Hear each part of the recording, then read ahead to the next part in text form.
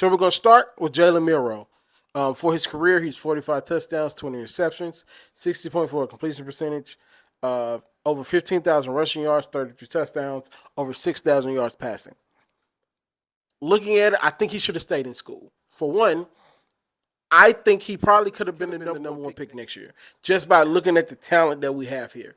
And I think he could have improved a lot if he stayed in college. The influx with Alabama and blah, blah, blah, I get why he left, right? He's slated to be a second to third round pick. Kind of where Jalen Hurts went. They don't compare him to Jalen Hurts. I saw some people comparing him to Cordell Stewart, which I finally got a chance to look at him. Be honest with you, I had never looked at Cordell Stewart. I've heard of his name, and I just never looked at him. He would have been so much better. He'd have been so much better in this time period, whether than when he played in the 90s. He would have looked like Jalen Milroe.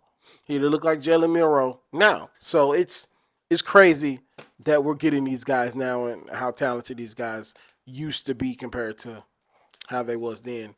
And I think a lot of those guys were talented. They just grew up in a bad era. So shout out to Cordell Stewart.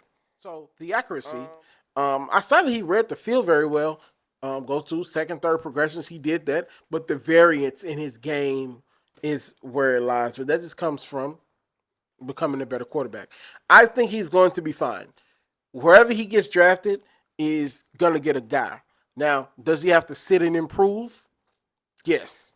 But that's with anybody other than the first two guys. Does he have to sit and improve? Of course.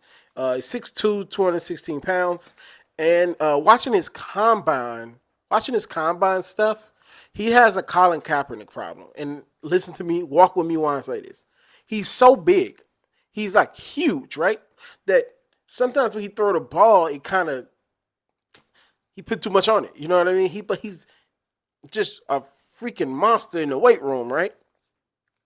I think he could kind of slim down on that and become a better passer. Now, I'm not a passing quarterback. I'm not a guru, but that might be something you want to look into. But he's a power runner. He's a power runner. He needs to be in those type of situations like Jalen Hurts. So I think Jalen Hurts is his comp.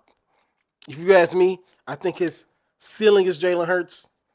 I would say his floor is Anthony Richardson, but I think he's already better than Anthony Richardson right now.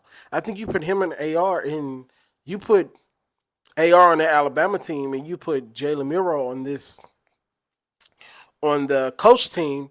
I think the Colts make the playoffs because I think Jalen Milroe is a smart guy. He's way more mature, and I think he's going to be receptive of learning new offenses and growing as a player. So I think anybody who gets Milroe is going to be really, really good.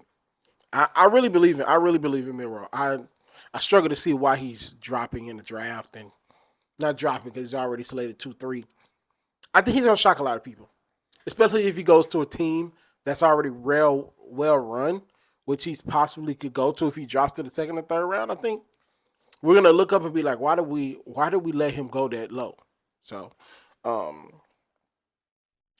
yeah, that's pretty much all I got on Jalen Milroe. Didn't get to watch a lot of him, but watched enough to have a solid opinion on him. So let me know what you guys think. I'll talk to you guys later.